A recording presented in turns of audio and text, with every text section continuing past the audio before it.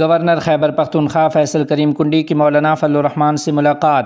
تفصیلات کے مطابق گورنر خیبر پختونخوا فیصل کریم کنڈی نے جمعیت علماء اسلام کے سربراہ مولانا فضل الرحمان صاحب سے ان کی رہائش گاہ پر ملاقات کی ہے۔ ملاقات کے دوران مولانا لطف الرحمان اور مولانا اسجد محمود بھی موجود تھے۔ ذرائع کے مطابق ملاقات میں خیبر پختونخوا کی موجودہ سیاسی صورتحال اور اہم امور حکومت و پارلیمان پر تفصیلی تبادلہ خیال کیا گیا۔ گورنر خیبر پختونخوا نے اس موقع پر مولانا فضل الرحمان کی قومی سیاست میں خدمات کو سراہا اور ملک میں جمہوری استحکام اور سیاسی مفاہمت کے فروغ پر زور دیا ہے۔ افغان و ہندی وزرائے خارجہ کی نئی دہلی میں ملاقات، باہمی تعاون کے فروغ پر اتفاق۔ تفصیلات کے مطابق افغان وزیر خارجہ مولوی امیر خان متقی نے آج نئی دہلی میں اپنے بھارتی ہم منصب ڈاکٹر ایس جے شنکر سے ملاقات کی ہے۔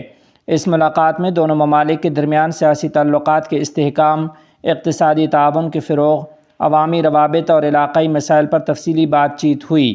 مولوی امیر خان متقی نے بھارتی وزیر خارجہ کا شکریہ ادا کرتے ہوئے کہا کہ یہ سفر دونوں ممالک کے تعلقات میں ایک اہم اور تاریخی پیش رفت ہے۔ انہوں نے بھارت کو خطے کا ایک کلیدی ملک قرار دیتے ہوئے کہا کہ افغانستان اور بھارت کے درمیان نہ صرف سفارتی بلکہ تاریخی، تہذیبی اور عوامی روابط بھی قائم ہیں جو صدیوں سے جاری ہیں۔ وزیر خارجہ مولوی امیر خان متقی نے منشیات کے خلاف جدوجہد، علاقائی اقتصادی منصوبوں اور ٹرانزٹ راہداریوں میں باہمی تعاون کی ضرورت پر زور دیا اور کہا کہ افغانستان میں سرمایہ کاری کے وسیع مواقع موجود ہیں۔ انہوں نے بھارتی سرمایہ کاروں کو زراعت، صحت، کان کنی، توانائی اور ٹرانسپورٹ کے شعبوں میں سرمایہ کاری کی دعوت دی۔ مولوی امیر خان متقی نے اس امید کا اظہار کیا کہ بھارت میں افغان قیدیوں کے مسائل حل ہوں گے، واگا بارڈر کی بندش ختم کی جائے گی اور ویزا کے حصول میں آسانیاں پیدا کی جائیں گی۔ ادھر بھارتی وزیر خارجہ ایس جے شنکر نے افغانستان میں امن و استحکام، منشیات کی اسمگلنگ کے خلاف اقدامات اور دیگر کوششوں کی تعریف کی اور کہا کہ بھارت دو طرفہ تعلقات کو مزید مضبوط بنانے کے لیے رابطے جاری رکھے گا۔ انہوں نے کابل میں بھارتی سفارت خانے کی سطح کو تکنیکی مشن سے بڑھا کر سفارتی سطح پر لانے کا اعلان کیا اور نئی دہلی میں امارت اسلامی کے سفارتکاروں کو تسلیم کرنے پر اتفاق کیا ہے۔ ایس جے شنکر نے ننگرہار اور کنڑ میں حالیہ زلزلوں پر ہمدردی کا اظہار کرتے ہوئے افغان عوام کے لیے بھارت کی انسانی امداد کے تسلسل کی یقین دہانی کرائی۔ انہوں نے افغان قیدیوں اور ویزا کے مسائل کے حل کے لیے اپنی وابستگی بھی ظاہر کی۔ دونوں فریق نے ہوائی راہداری کے آغاز کا خیر مقدم کیا اور اس کے مزید فروغ پر اتفاق کیا۔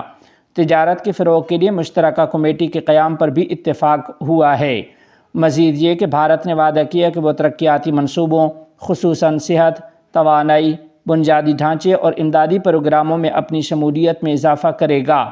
ملاقات کے اختتام پر دونوں وزرائے خارجہ نے خطے میں امن، استحکام اور باہمی اعتماد کے فروغ کی اہمیت پر زور دیا ہے۔ قرآن کی توہین کرنے والے اپورا پال کے خلاف ڈھاکہ کے شہر میرپور میں احتجاجی مظاہرہ۔ تفصیلات کے مطابق نارتھ ساؤتھ یونیورسٹی کے طالب علم اپورا پال کی جانب سے قرآن مجید کی مبینہ توہین کے خلاف ڈھاکہ میرپور کے علماء، ائمہ اور توحید پسند عوام کی طرف سے ایک بڑے احتجاجی مظاہرے اور اجتماع کا انعقاد کیا گیا۔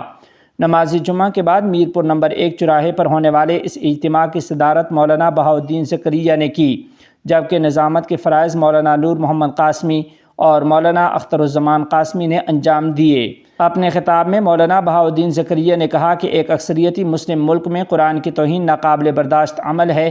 حکومت کو چاہیے کہ فوری طور پر اس واقعے کے ذمہ دار کے خلاف سخت قانونی کارروائی کرے۔ انہوں نے حکومت پر تنقید کرتے ہوئے کہا کہ موجودہ حکومت مذہبی مسلمانوں کے جذبات کا احترام نہیں کر رہی اور اب تک کوئی تسلی بخش اقدام سامنے نہیں آیا۔ مولانا بہاؤالدین نے خبردار کیا کہ اگر توہین قرآن کے مجرم کے خلاف کارروائی نہ کی گئی تو توحید پسند عوام احتجاجی تحریک شروع کریں گے اور ضرورت پڑی تو جمنا کی جانب لانگ مارچ بھی کیا جائے گا۔ اجتماع سے دیگر علماء نے بھی خطاب کیا، جن میں مولانا عیسیٰ میاں، مولانا غازی یعقوب، مولانا الیاس حسن قاسمی، مولانا انور حسین ڈھاکوبی، مولانا شفیق الاسلام روحانی، مولانا سیف الدین یوسف فہیم اور مولانا سلیمان شامل تھے۔ اجتماع میں علماء، ائمہ اور بڑی تعداد میں عوام شریک ہوئے۔ مقررین نے اپورا پال کے خلاف فوری اور مؤثر قانونی کارروائی کا مطالبہ کیا اور مختلف مرحلوں میں احتجاجی پروگرام جاری رکھنے کا اعلان کیا ہے۔ بعد ازاں شرکاء نے جلوس کی شکل میں علاقے کی سڑکوں پر مارچ بھی کیا ہے۔